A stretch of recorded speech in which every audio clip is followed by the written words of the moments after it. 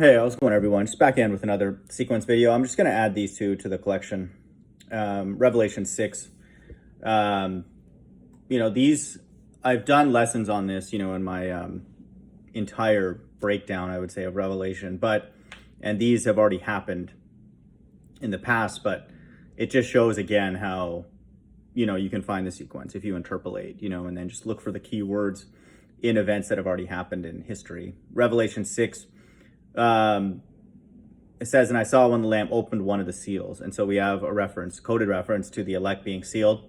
Verse 2, and I saw and behold a white horse, and he that sat on him had a bow, and a crown was given unto him. So this is a coded reference for Christ, returning to gather his elect. Now in verse 4, sat thereon to take peace from the earth, and that they should kill one another, and there was given to him a great sword.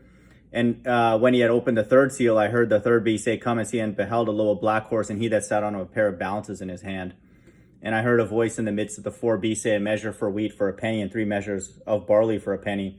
And see thou hurt not the oil and the wine. So that happened already in human history with the Bretton Woods and, the dollar being backed by nothing. But again, it just shows during the time of the Great Tribulation, you are going to have famine, death, mourning, and famine. Revelation 18:8, and then Revelation 16, and so that's going to happen in greater intensity, in the Great Tribulation period. And then there's a reference to Christ returning, with his elect to destroy and to cast death and hell into the lake of fire. Verse 8, and I looked, and behold, a pale horse, and his name that sat on him was Death, and hell followed with him. So in the last days, death and hell is going to be cast into a lake of fire.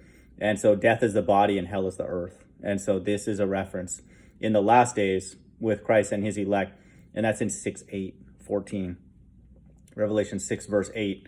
And so that's Christ returning with his elect to destroy his entire left-hand side. And when he opened the 5th seal, I saw under the altar the souls of them that were slain for the word of God and for the testimony which they held. And they cried with a loud voice, saying, how long, O Lord, holy and true, dost thou not judge and avenge our blood on them that dwell on the earth? And white robes were given unto every one of them, and it was said unto them that they should rest for a little season until their fellow servants, also their brethren, that should be killed as they were, should be fulfilled. So again, Revelation 6 is in the past, looking forward to, the last bit that has to happen. But in this language between 8 and 11, you have death and hell being referenced, which will be cast in the lake of fire in the last days. And then you have a reference to the saints complaining, and so that's Christ returning with his elect.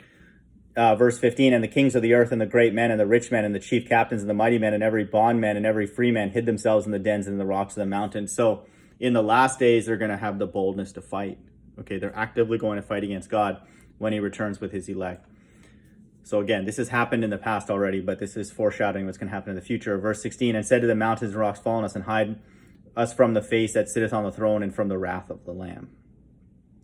For the great day of the wrath is come, and who shall be able to stand? And so that's the wrath of God, with his elect, with the saints. And so Revelation 6, it's coded. Again, this has happened in human history to set the stage for what's going on right now and in the future, but it also honors the sequence. Hope everyone's doing well. Bye.